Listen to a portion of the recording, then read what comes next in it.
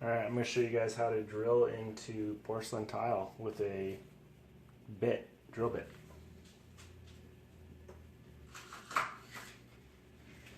So, just got this bit from Home Depot.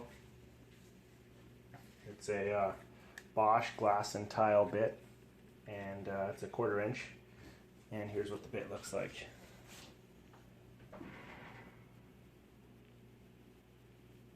Doesn't look like a normal drill bit, just has the carbide tip on it, and it's going to do a real nice job drilling in here. So, I already marked my hole. Going to just go real slow at first.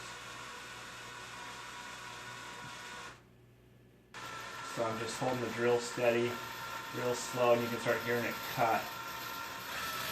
Once it starts cutting, speed it up.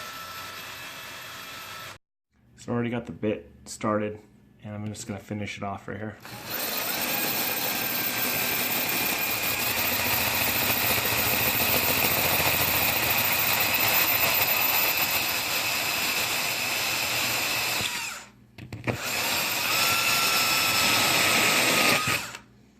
And there we go. 2 holes.